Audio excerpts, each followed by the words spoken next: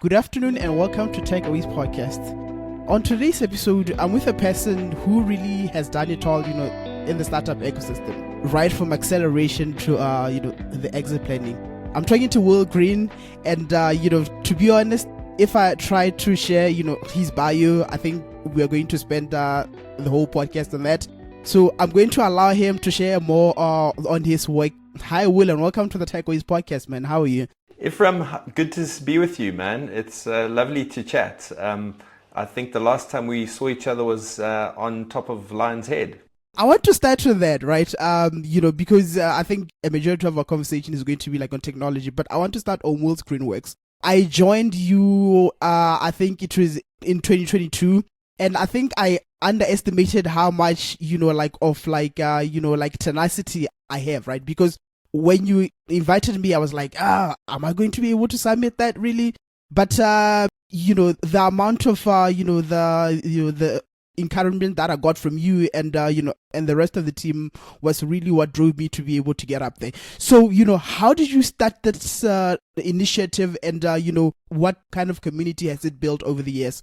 Yeah, so it's a bit of a funny story, but Will's Green Walks actually came about because I absolutely hate traffic and also that coffee meeting calendar ping pong that you play when you are sort of scheduling a meeting. So I've obviously been in Cape Town, and I used to live in Vredehuk, which is just in the City Bowl area, and used to climb Lion's Head quite frequently. So when a founder from London was in Cape Town and he suggested a 9 o'clock call, which would have taken me about an hour and a half to drive in the rush hour traffic, I just suggested we meet and walk up Lion's Head and have a walk and talk. And the rest is history. I think in the 6th of June this year, it's going to be about 3 years. And this Friday, tomorrow, is going to be, I think it's 147. So we've almost done 150 walks. And it's just, I think for me, it's just after COVID, it was really just, especially on LinkedIn and other platforms, there was a lot of this kind of like noise, and there wasn't really people meeting. So I suggested let's from an ecosystem perspective, let me see what I can do to create a community of entrepreneurs that can all support each other. And in an ironic way, sort of climbing a mountain, summiting a mountain and coming back down is a great metaphor for founders, because we know how hard it is and how you celebrate at the top and then you realize, oh, you've raised money, now you've got to spend it, and then you've got to come all the way down and then you come all the way back up. So yeah, that's the origin story of Will's Green Walk. And I remember when I climbed it, I was still, like a journalist at Techaball, and I connected, I remember, with the guys from, I think it's Savant, and I was able to like engage with them and like to work on a story. And I'm trying to get to the point that it's beyond just going up, like a mountain. It's about being able to connect with people who you might not have been able to meet, say, like over coffee, because, everyone's calendar is so full, etc. And, in terms of the community, how big has it got, to this point? And, what are the next step to continue to grow this community? Yeah, so Ephraim, I think for me, and you raise a very valuable point. I've always said, this walk will always be free. You get a lot of sort of membership groups which are very exclusive, and I'm very passionate about making sure that everyone is included, and everyone's an entrepreneur. So it's you just need to pitch up at 5:55 at the base of Lion's Head.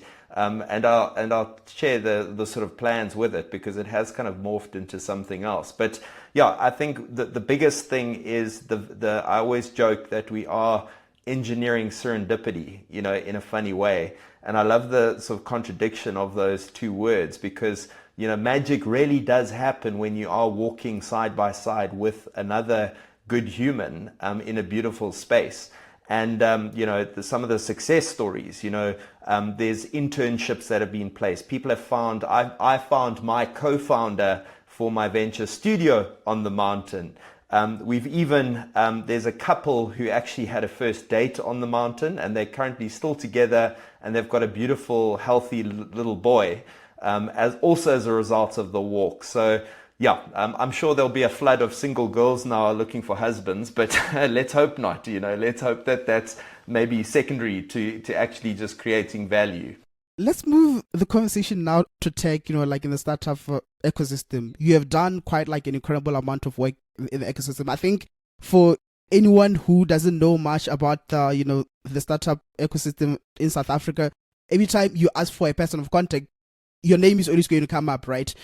So I want to start with your journey. How did you get into tech, and how has that journey evolved over the years? Yeah, so I always call myself an entrepreneur first. I'm the sort of in a long list of entrepreneurs in my family. Quite interestingly, there's actually a trait, around people who are so-called neurodivergent, whether it's ADHD or whatever, who are entrepreneurs. So I've got a thesis that there's something to do with people who don't fit into a normal kind of corporate structure, who actually and are brilliant and have got a superpower, who have that sort of in them. But for me, when I finished university, I actually, being a son of an entrepreneur, my father had a very successful market research business, which he sold. And I actually had the name for my first company while I was still studying at university, and was always involved in sort of entrepreneurial things, whether it was selling sweets, cutting hair, selling T-shirts. I always was looking at a way to kind of connect with people and providing value. And then formally, I started. I've worked at a digital publishing company, 365, which during the sort of .com sort of heyday in the sort of late 1990s.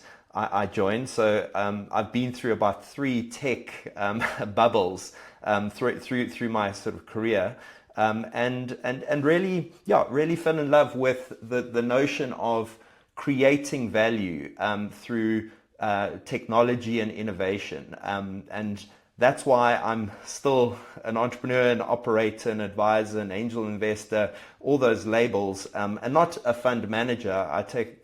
For me, it is really about being closer to the action where you can actually make a tangible impact on the businesses that I work with, but then also on the people who are founding them, because it is a very lonely journey, and there's a very few number of experienced serial entrepreneurs who can support founders in their journey, and that's the sort of the position that I see me playing. I want to start now, like at the role that you played, like in Acceleration. You were, like a director at Grindstone. And I think one thing that we don't really get, like in the, in the ecosystem is really what's a VC startup, right? Because, like a VC backable startup is not an SME, right? You have to be able to grow at such like any, like a crazy rate. So I want to get your opinion on the role that like Acceleration plays in creating this VC scalable startup. Back at your time at Grindstone and now, what role do you think Acceleration continues to play in being able to create, these startups who are going to grow quite, exponentially, to put it that way? Yeah, so I think that in any ecosystem, it's very valuable to have these kind of ecosystem builders, whether it's an incubator, an accelerator, even media. That's why I supported you at Tech Cabal, because I realized, and even now, how important it is to have media to tell the stories of entrepreneurs. And also that's why I created Origin Stories, which is my sort of event, the sort of TED for African entrepreneurs, to kind of provide the platform for sharing these amazing African entrepreneurial stories. But for me, the acceleration is such a valuable part. The problem with it is in an ecosystem which doesn't have much capital. It's a very hard business model to really grow and scale. So and I think through my time, quite an interesting story. My first company actually went through Grindstone as part of the first cohort, and then I came back and sort of over 3.5 years, ran multiple cohorts across multiple different tech and industries, and really sort of threw myself in on these businesses. But I think the key thing is the intentions of the owners of the business. And there's two models that work with accelerators. Either it's a tier, it's aligned to a VC fund for deal flow, or it's basically aligned with sort of a corporate, so that there's sort of innovation or even data relating to what is the latest technology in their specific sectors. Otherwise it becomes a bit of an event management business where you've got sponsors that you've got to keep on making sure are happy, but it's a very hard business to sustain. But it's very crucial to have it because it helps to accelerate the early stage companies, which everyone needs in order to get into your Series A funds or Series B funds. So, a healthy ecosystem needs this infrastructure in order for it to be successful. So, and we are seeing a lot of governments, DFIs getting involved. It's more of a sort of soft political power to obviously help to support the African ecosystem, which is great. Any support is great. Also, big tech is now getting involved to run certain programs. I worked with Falarin and the team at Google for Startups, their Africa program. So I think we need more support in the market and more capital, as we know that. I think it's the VC world gets under 1% of global VC, but from a population, we over sort of 14 or 17% of global population and about sort of 8 or 9% of global GDP. So there's a big gap that needs to be filled. If you look at the model that we currently have for like acceleration, right? I think the issue that we have is that we still have a low number of startups that grow from these like acceleration programs to be able to raise like the subsequent like investments from investors. Where do you think we need to do the most to ensure that we don't just like accelerate these startups, but they eventually grow into startups which are going to really scale? So for me, it really, I've got a sort of a bit of a bugbear with the word startup, because in some cases it can be romanticized. At the end of the day, you're building a company, and companies need customers and revenue. And that's why I've always been a strong proponent for marketing and sales and strategy, which are my sort of key strengths when it comes to helping founders and businesses, and particularly sales, because if you don't have, like I said, if you don't have revenue, you don't have a model that can show that you've got value. I'm cautious, specifically advising sort of startups to because they've got very limited time and resources to allocate. And I'm a big proponent on make sure that there is capital and value added services or network when you are engaging with anyone. It can be a program, it can be an angel investor, it can be an ecosystem builder or provider. Or advisor. So if you don't have the best thing that a startup can get is a customer. So I always advise startups to, if someone's advising you or helping you, even if there's a sort of pre-deal going on, if that VC will open up their network and maybe make a few introductions, it's a win-win because that VC is getting their sort of that opportunity vetted. At the same time, it's showing value first, and then also the startup shows that, hey, this person is helping me, and therefore they're the right type of person that I would want on my cap table. In the early years of VC, like in Africa, there was this aspect of that. The only thing that like a startup like it needs to do is grow, because there was like a lot of the capital that was coming in from the DFIs, from like international investors. But the downturn of I think 22 there was kind of like a change where like a focus now was being able to be like a sustainable kind of business. Do you think our startups, like in Africa, really have an idea of going from a business that only has to grow to a business that really has to be able to get the unit economics right? Yeah, I think it's a good question. I think what firstly, you get businesses and entrepreneurs who have got lifestyle businesses, and then you've got to make the decision. Do I want to scale this? Do I want to get capital in to help me make the most of this opportunity? Because the biggest thing in this world, in startup world, is essentially the window of opportunity that you've got in front of you, and only the entrepreneur knows when that happens, and then you've got to make the decision what you've got to do. But I think nowadays, specifically, in Africa, where, and you can't blame a VC. Effectively, they are a money manager. They're managing a fund. They need to return the fund.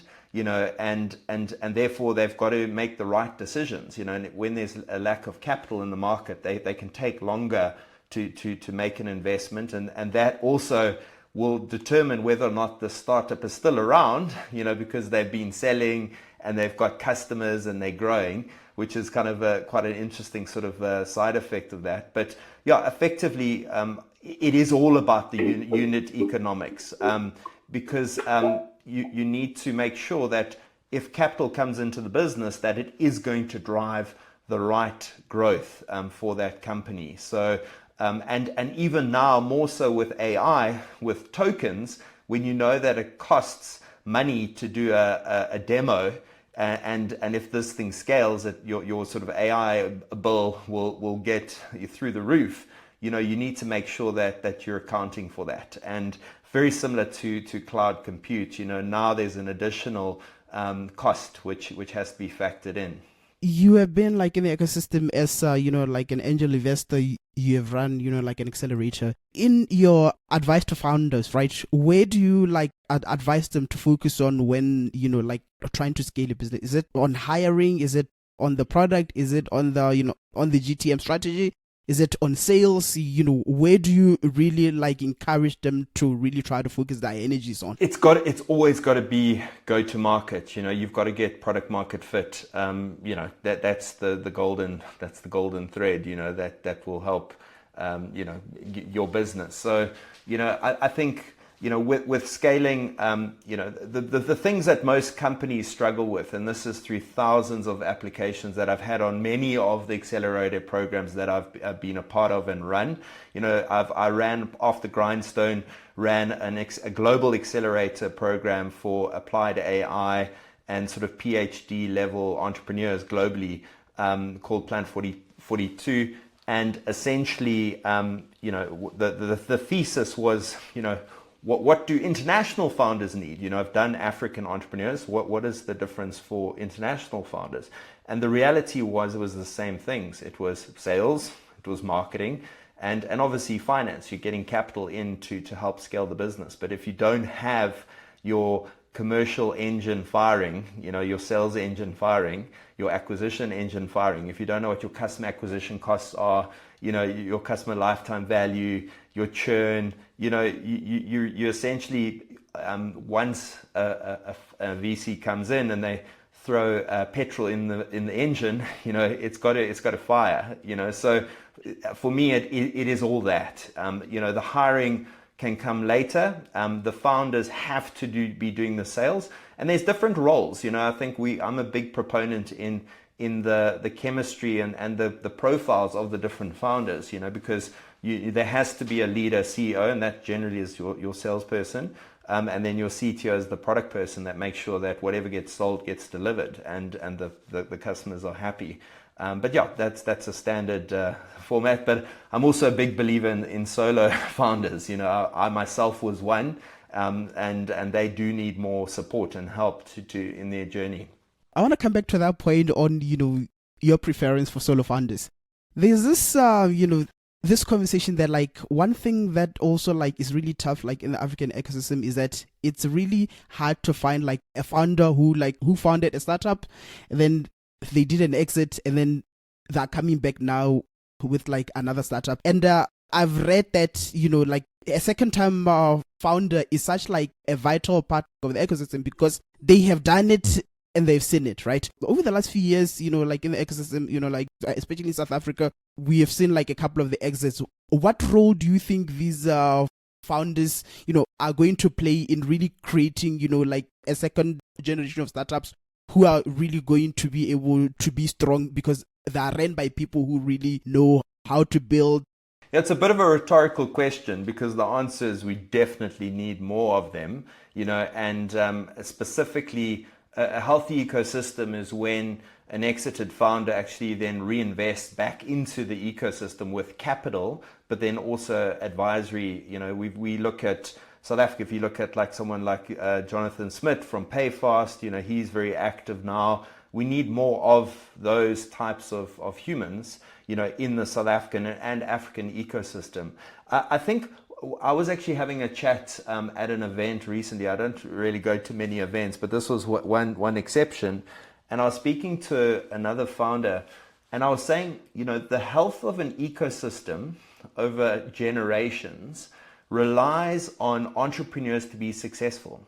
Because if you think about it, I've got kids. And the families actually experience the entrepreneurial journey with the founder and the father, and you've got, call it, and I was looking at the numbers, you've literally, say you're straight out of varsity, you're 22, you go straight in and start a business, you've got 5 or 10 years to kind of start the business and make sure that it's sustainable. Then you might be, call it, late 30s. Then you've got like another 5 or 10 years to kind of scale the business. So either that's through your customers or you get some VC funding, so then you get to like 40, maybe 45. Now you've got like 15 years or so to kind of realize the value of the opportunity costs that have costed you, because you could have got a job at Deloitte or at Standard Bank, or, made lots of money, just by being a consultant or working in banking.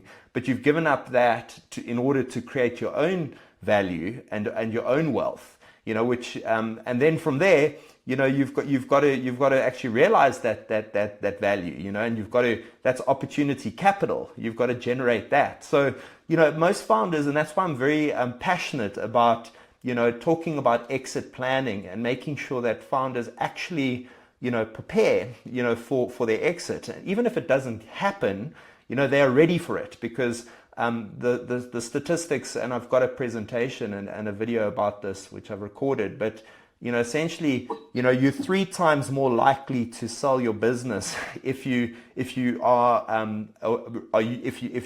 consciously aware of it, so it's and you are prepared when that happens. So yeah, I think that it's vital, and then you yourself will become, potentially you'll retire and go traveling for a few years. You might get a bit bored, and then you might come back into the arena, either advising or basically investing. To continue on the conversation of the ecosystem, I think one thing that we've always had trouble with in the ecosystem is the availability of the early stage capital, right? Because to be able to get an investor to back your startup at the very beginning, it's quite tough, right? You have done your fair bit of angel investment. What do you look at when you decide to write an angel check, right? Do you look at the founding team or the product or the market? And how do you think we can drive the growth of the early stage investing? Yeah, man, it's I always say that the growth of the industry is going to come through angel investors, and as well as sort of corporates who open up their balance sheets, and obviously pension funds who can sort of allocate some of their capital to funds of funds. I know Ketso at the SSME Fund is doing great work to try and make sure that happens. But from an early stage angel perspective, there's no set sort of formula. It is just as a founder, having a vision for what the future looks like. The unfortunate thing with African founders is that because there's a lack of capital, generally your vision is very much a little bit shorter term than, say, a founder from overseas where there's lots of capital. So, and this has been validated by a friend of mine who runs a German dev house, and Cape Town is the first overseas office. And he was commenting that with his developers, and they pay everyone the same salary, so they've literally got the best of the best South African developers. And the founders of the business are saying, like, these guys are incredible. They're amazing at solving problems. So he says to the German developers, why can't you be more like the South Africans? Because they've been able to build and solve problems with nothing, just like literally fumes and a bit of duct tape and some cable ties. But the challenges when it comes to the product roadmap and visualizing what could happen, the South Africans aren't good at that. You've got to rely on the Europeans and the Germans in order to do these many-year sort of product plans and visions. So I always say to founders, you need a vision for the future for your business, and then it's all about execution. I invent a business in the shower every day, but it's all about the execution, and then it's all about the communication about your progress. And that's the biggest gap that lots of founders forget about, because they might have an meeting with an investor, but then they don't follow up. The investor never hears about them. But the good ones are the ones that send the update email every month, and there's growth and there's consistency, because at the end of the day, what you are building is you're building trust, and trust comes from communication. And money is trust. People are only going to give it to people that they trust. And just a last point, especially in the sort of Kazipreneurs, there is capital available. But I've had situations with some of my founders. They're saying, listen, I can get money, but the person who's giving me the money is, the way that he gets his money is not quite legitimate. So you've got to be very careful with who you take the money from, because that tells a story to the next round of investors, as to kind of what type of entrepreneur you are. And generally investors want to make sure that, that they're other investors who they want to work with and are comfortable being on the same cap table with. The other thing that the ecosystem has had a challenge with is being able to scale, right? I think a majority of startups in South Africa have tried to scale across the continent, and a few have had to pull back. If you compare the success in scaling that the likes of like your MTN and like your MultiChoice have had, and then you compare to startups, it's not the same, right? What does it take to really scale a startup beyond the borders of South Africa? I think I've got one word for you. It's called monopoly. If you look at MTN, or if you look at DSTV, or if you look at any banks, it is about having, that banking license, or that, license from the telecommunication ministry or department. But if a startup has a monopoly in a specific solution that they've built for, and it is very hard to scale a business, and that's why it's incredibly important to partner with strategic partners who know the market better than you do, and there's a win-win in order for you and them to work together. So and in some cases that should be your next fundraise, is to saying, well, who in that market has capital, but more than capital can actually help us to grow this business, because they've got network, they've got relationships with these types of customers. So it is all about working backwards. I think the key thing with me, having been an entrepreneur myself, and even when I joined an accelerator, the first thing I did was understand the definition. So it was like, what is the definition, what is the formula for acceleration in science? And it's the change of speed over time. So I basically said, so if you half time, you double the acceleration. So then for me, it was like, okay, we need to move fast, because we're sitting having this conversation on the 16th of April. There's literally less than a week before payroll. So how are you going to get money into your business? And that is the reality that most people don't forget about, that that's it. It's messy. It's very hard, that some founders don't even have money now to pay their cash flow for their salaries. So you need to be aligned with people that are moving at your pace. Unfortunately, some corporates, don't move at that speed, but it's very important to find entrepreneurs within corporates that actually understand what it's like being an entrepreneur. And they're the sort of unsung heroes of an ecosystem, are those entrepreneurs within corporates who help bridge the gap of an amazing technology that can help save the company maybe millions or billions, but they're risking their reputation and for promotion because we're getting that company in. So yeah.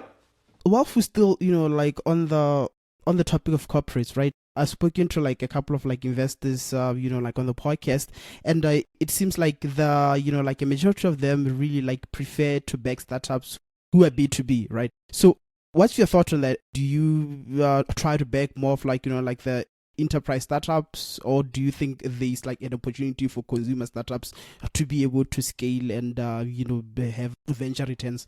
Yeah, if you're an entrepreneur in a startup, you're an entrepreneur in a startup. It doesn't matter which industry you are.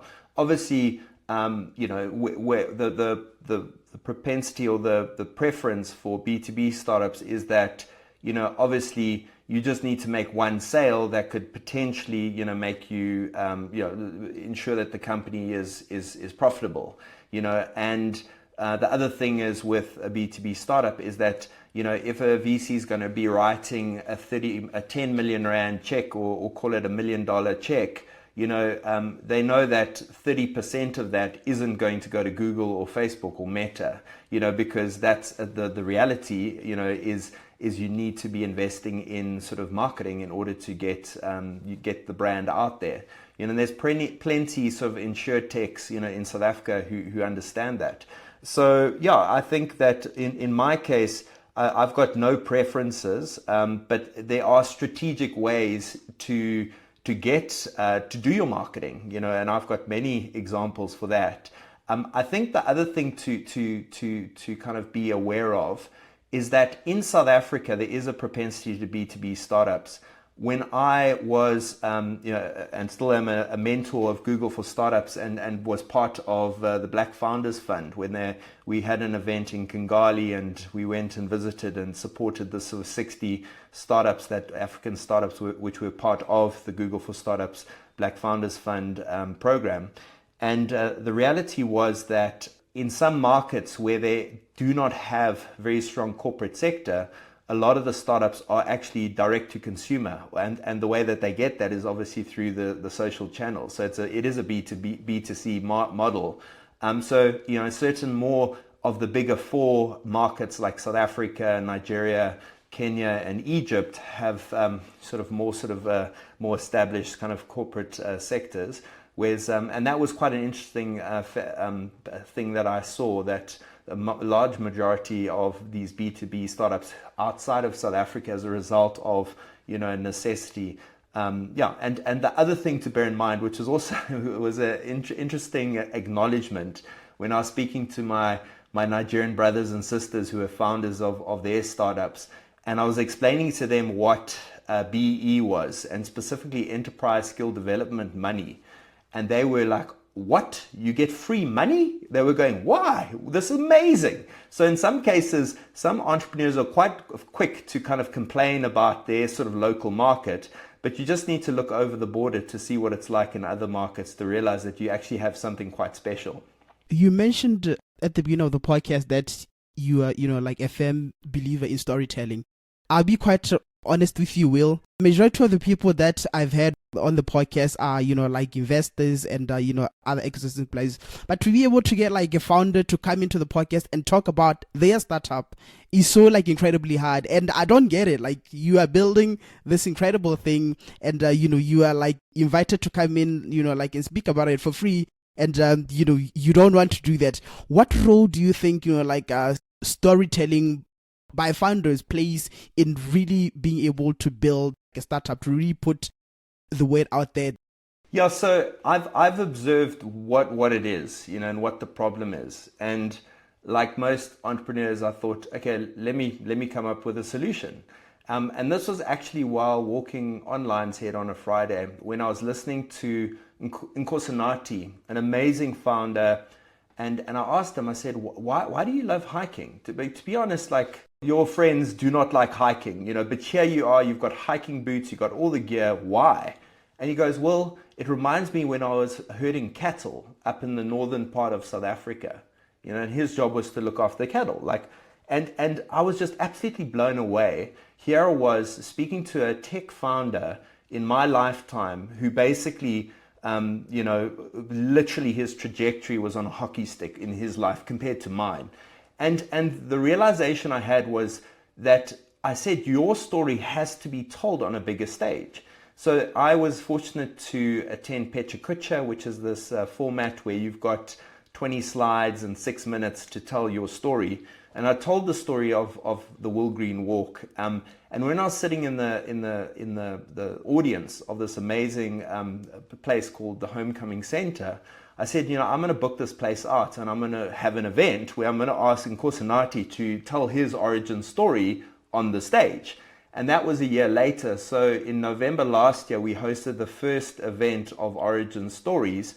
And it was exactly that, to help African entrepreneurs tell their origin story. And the one thing that prevents African entrepreneurs in particular from doing that is a quality that we all have, which is a very endearing quality as a human. And it's something you must never leave or not have. And that is humility. Because as you know, you're not, except for our brothers and sisters in Nigeria who follow more of an American approach, but a founder from Kenya, from South Africa, from Botswana, from Tanzania, from Uganda, from Kenya, from Somalia, from Ethiopia, from Egypt are very similar in the fact that it's not a good quality to brag or to talk about yourself. You'd rather let your community do that for you. So that it is very important to overcome that. And in a way, we've developed a format with our trainer, Terry, who helps our founders extract their origin story. And it is really leaning into who do they represent? Because as you know it, from an African perspective, you represent your community, you represent your ancestors. You have to ensure that your story is told and that you are a success for the next generation. So yeah, it's a bit of a passion project. My hope is to basically be the sort of TED for African entrepreneurs, and to provide that platform for African entrepreneurs to share their story. So I want to speak now on the exit planning. I mean, the reason why you decide to start a startup and to raise money, etc., is to eventually be able to exit, right? You do a lot of great work on the exit planning. Can you share more on what you have identified as first the challenges that the founders come across when trying to say do an M&A, etc., and how those kind of troubles they've tried to go across them? Yeah, so I think a few things. The exit planning is something that I provide a service to founders to go through a process. Also because I'm a co-founder in a venture studio, I'm living and breathing it. By basically reverse engineering the exit for some of the ventures that we're spinning out of our venture studio. So also, I'm not just a lecturer. I'm actually, living and breathing the process and updating the thesis and the things that are working. So it's very important to understand that, because you do get people who do provide sort of services, but effectively they're not active in the market, and it's very important because it's a dynamic market, as we know. There's always buyers and sellers, which are changing. So, but for me, the biggest, the first step is the mindset, is to understand why are you building this business.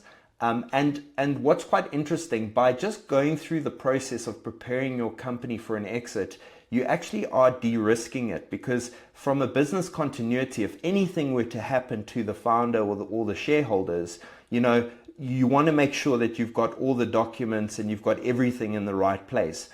I unfortunately just had a very close friend of mine pass away.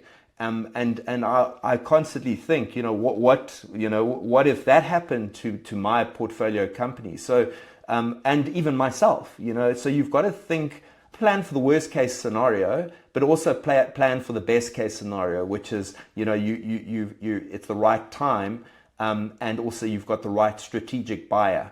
And it's just, we've also seen in our research that those founders that are ready for an acquisition actually close the acquisition quicker, and also those who work with an exit advisor like myself actually realize more value from the exit than if they did it on their own. So it's a yeah, and the research is there, and I've got a presentation I can include in the show notes for anyone quite interested, just to learn a bit more.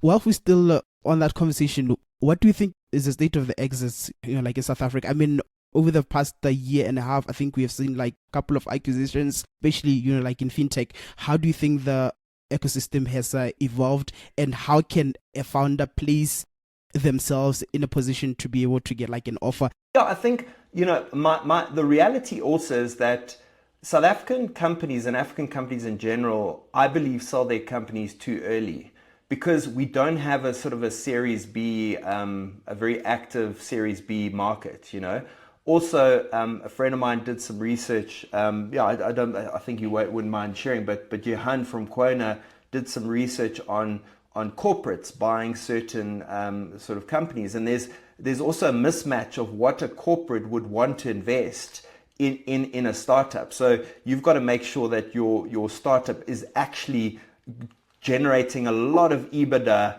and you've got a sort of a reasonable multiple for a corporate to acquire it, because there is a sort of an arrogance within corporates to saying, well, we can build it ourselves. Why do we need to buy it? It's almost like conceding that you're not good enough, but it's the wrong way to look at it. So yeah, I think that South Africa in particular also has got a very good ecosystem when it comes to exits. I think we do lead the continent when it comes to that, because we build great businesses, on very little capital. There was actually, I think it was the guys from Deutsche Bank or Credit Suisse were out, and they were sort of looking at the local market.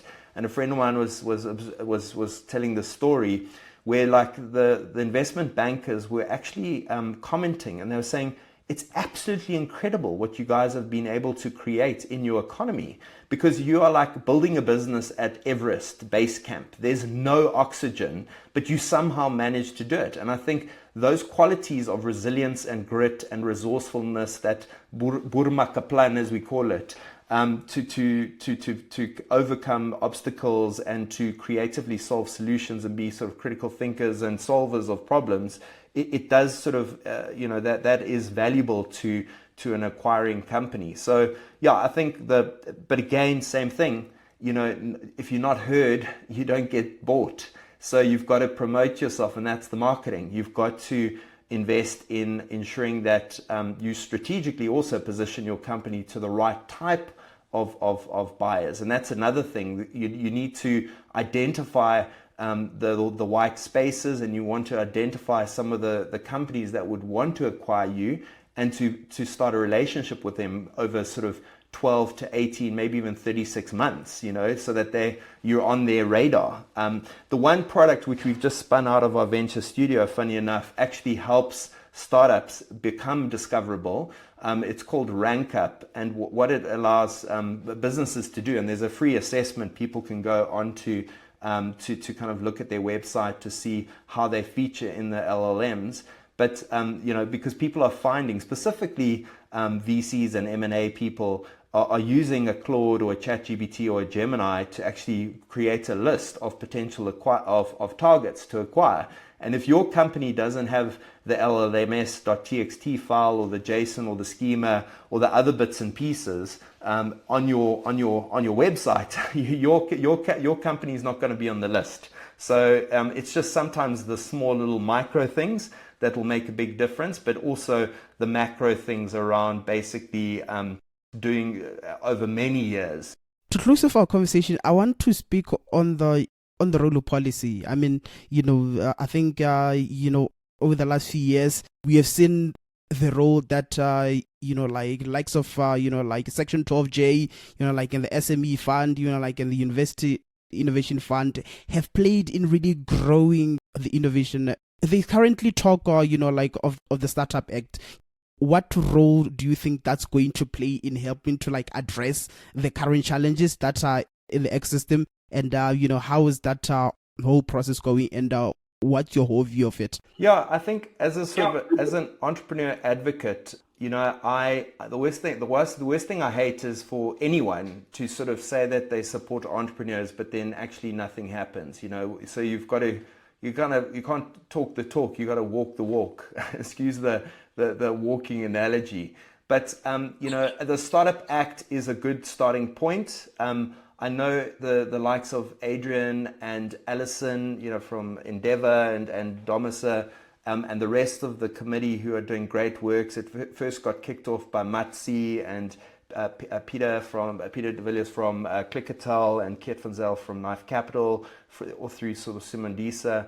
But it's vitally important for us to identify what startups are, because they are completely different businesses. Unfortunately, if you look at the labor law, in South Africa, it isn't very startup friendly. It is very much designed for a corporate. So therefore, it becomes there's an actual tax on a startup to ensure that they sort of comply with sort of the act, labor act and law. Not saying you need to treat your customers, your employees fairly in that, but it becomes quite onerous, and that is also a challenge for foreign direct investment when they want to sort of open up call centers and other tech offices to help with their growth and the likewise. So vitally important. It's moving way too slow.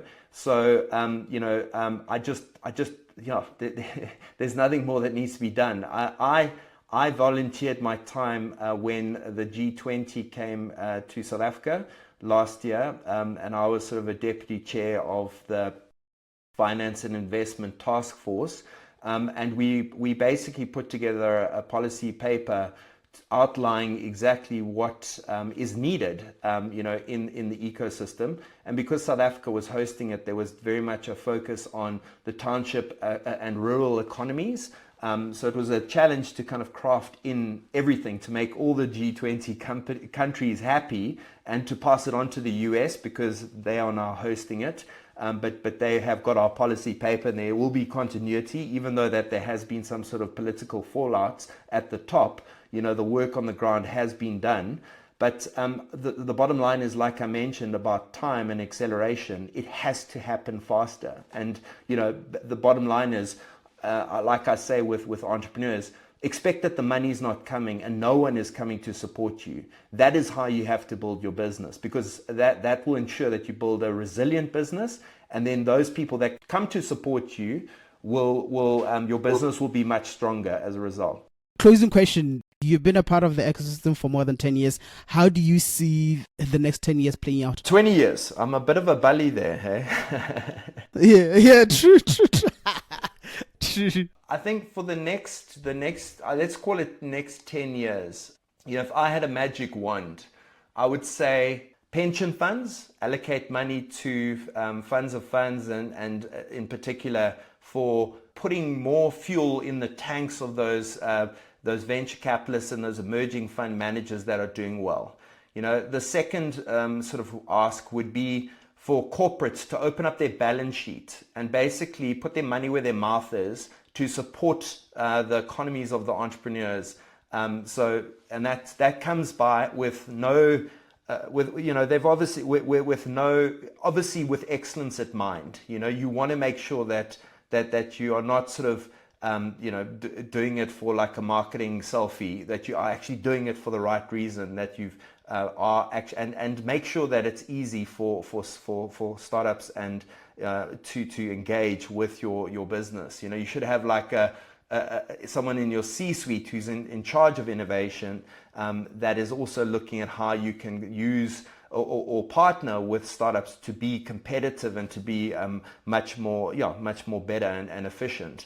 But again, that's going to happen anyway. A startup is going to start a business because the cost of capital, or the cost in order to build a business, is a lot less now, especially now with AI and Claude Code. So watch out, corporates, if you don't partner.